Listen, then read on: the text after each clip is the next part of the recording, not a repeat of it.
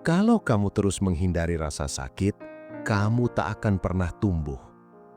Mengapa kita begitu takut dengan rasa sakit? Rasa sakit dalam segala bentuknya, kegagalan, kehilangan, kritik, penolakan, adalah sesuatu yang secara naluriah kita hindari.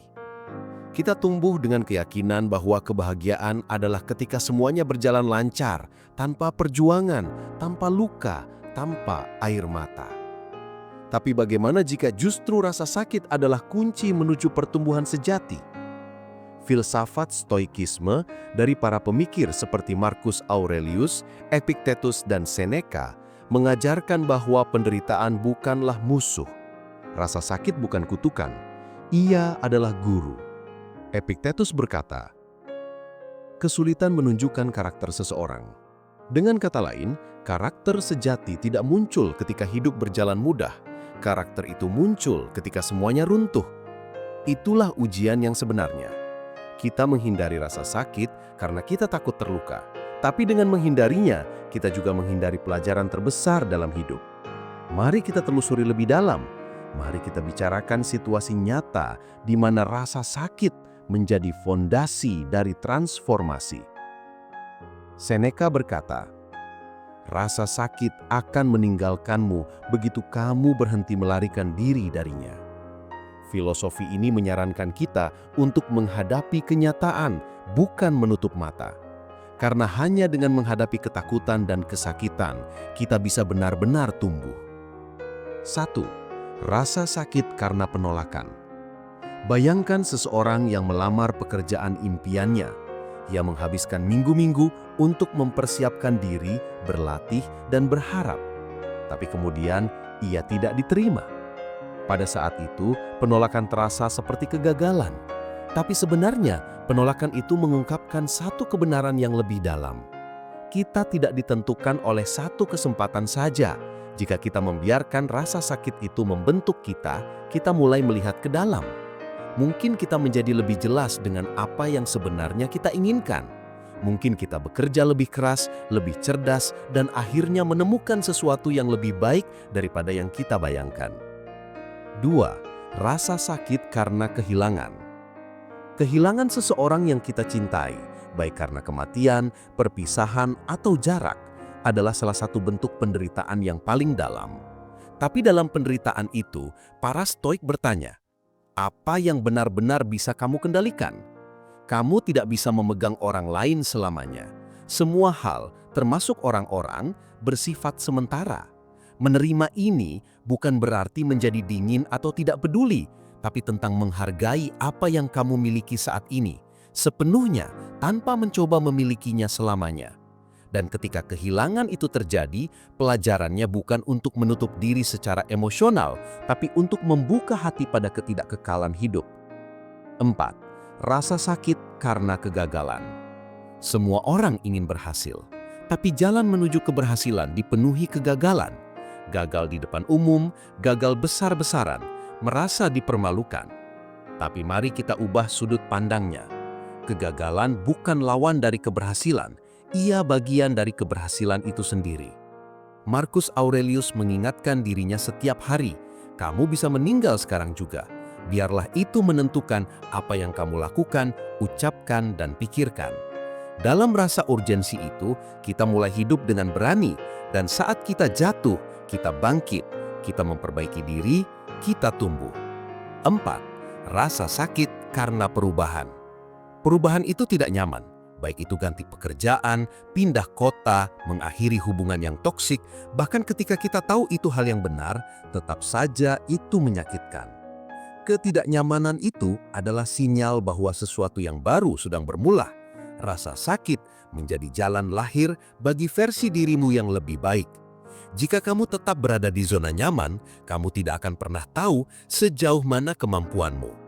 Tapi ketika kamu melangkah ke wilayah yang belum dikenal, gemetar, takut, ragu, disinilah kamu menemukan ketangguhanmu. Latihan Stoik sehari-hari untuk merangkul rasa sakit. Mari kita bahas apa saja yang bisa kamu lakukan secara praktis untuk membangun kekuatan melalui ketidaknyamanan. Visualisasi negatif. Premeditatio malorum. Bayangkan skenario terburuk, bukan untuk menjadi paranoid, tapi untuk mempersiapkan pikiranmu. Ini akan melembutkan dampak saat hal buruk benar-benar terjadi. Ketidaknyamanan sukarela, tidur di lantai semalam, puasa sehari, jalan kaki di tengah hujan. Latihan-latihan ini mengurangi ketergantunganmu pada kenyamanan. Menulis jurnal, tulis tentang ketakutanmu, kekecewaanmu, kemunduranmu, lalu renungkan apa yang bisa kamu pelajari dari semua itu. Amor fati, cinta terhadap takdir. Alih-alih melawan rasa sakit, peluklah itu. Bukan hanya menerima, tapi menyambut apapun yang hidup berikan. Contoh nyata, Viktor Frankl. Viktor Frankl adalah seorang psikiater dan penyintas Holocaust yang menghabiskan tahun-tahun hidupnya di kamp konsentrasi. Ia kehilangan segalanya, keluarga, kebebasan, martabat. Tapi ia menulis, segala sesuatu bisa diambil dari manusia, kecuali satu hal, kebebasan terakhir manusia, yaitu memilih aturan dalam kondisi apapun. Penderitaannya menjadi fondasi bagi salah satu buku psikologi paling berpengaruh, Man's Search for Meaning. Pesan Frankl, rasa sakit itu tak terindarkan, tapi makna bisa ditemukan bahkan di saat tergelap sekalipun. Contoh modern, atlet dan pengusaha. Tanyakan pada atlet profesional, rasa sakit adalah bagian dari proses. Otot yang sakit, pertandingan yang kalah, kritik yang pedas, tapi mereka terus maju. Para pengusaha gagal puluhan kali, tapi mereka belajar, mereka beradaptasi, dan akhirnya mereka berhasil. Pertumbuhan bukan terjadi meskipun ada rasa sakit, tapi justru karena rasa sakit itu. Ambil contoh seseorang yang ditinggalkan oleh orang yang dia cintai. Awalnya, dia merasa hancur, seolah dunia runtuh. Namun seiring waktu, dia belajar mengenal dirinya lebih dalam. Dia tumbuh menjadi pribadi yang lebih kuat, lebih peka, dan lebih bijaksana. Mengapa rasa sakit adalah guru terbaik? Rasa sakit membuka mata kita. Ia memberitahu kita bahwa ada sesuatu yang salah atau ada sesuatu yang perlu diubah. Ketika kita merasa gagal, kecewa, atau kehilangan, justru di sanalah pelajaran terbesar hadir. Filosof Epictetus berkata, "Jangan harapkan hidup mudah, harapkan dirimu menjadi lebih kuat." Pelarian yang merugikan. Banyak orang melarikan diri dari rasa sakit dengan cara yang salah.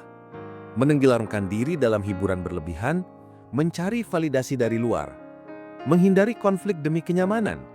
Padahal, pelarian itu hanya membuat luka semakin dalam. Rasa sakit adalah jalan menuju kebijaksanaan. Dalam stoikisme, kita dilatih untuk melakukan premeditatio malorum, membayangkan kemungkinan terburuk. Dengan begitu, kita tidak mudah terkejut atau terpukul saat kesulitan datang. Kita sudah menyiapkan mental, kita tahu bahwa rasa sakit bukanlah akhir dari sejalannya, tapi awal dari pertumbuhan. Tumbuh lewat kesulitan. Setiap kesulitan adalah peluang. Peluang untuk tumbuh, untuk mengenali batas diri, dan untuk melampaui batas itu. Jangan berdoa agar hidupmu mudah. Berdoalah agar kamu cukup kuat untuk menghadapi hidup yang sulit. Peluklah rasa sakit itu. Kalau kamu terus menghindari rasa sakit, kamu tak akan pernah tumbuh. Rasa sakit bukan musuh, ia adalah teman yang mengingatkan kita untuk bangkit. Jadi saat hidup terasa berat, jangan lari, hadapi. Rasakan dan biarkan rasa sakit itu membentuk dirimu menjadi lebih tangguh. Karena kamu lebih kuat dari yang kamu kira. Dan pertumbuhan sejati hanya terjadi setelah rasa sakit. Dan inilah bagaimana cara mengubah pola pikir tentang rasa sakit. Mari kita tutup dengan beberapa pertanyaan refleksi. Rasa sakit apa yang sedang kamu hindari sekarang? Pelajaran apa yang mungkin sedang coba diajarkan oleh rasa sakit itu? Bagaimana jika kamu berhenti melawannya dan mulai belajar darinya? Rasa sakit bukan musuh. Ia adalah undangan. Undangan untuk menjadi lebih bijak, lebih sadar, lebih nyata. Para Stoik tidak mencari-cari rasa sakit, tapi mereka juga tidak lari darinya. Mereka melatih pikirannya untuk menyambut rasa sakit seperti teman lama. Tidak menyenangkan memang, tapi selalu membawa pelajaran. Jadi lain kali hidup terasa menyakitkan, berhenti sejenak dan katakan, "Disinilah aku tumbuh." Lalu, tumbuh.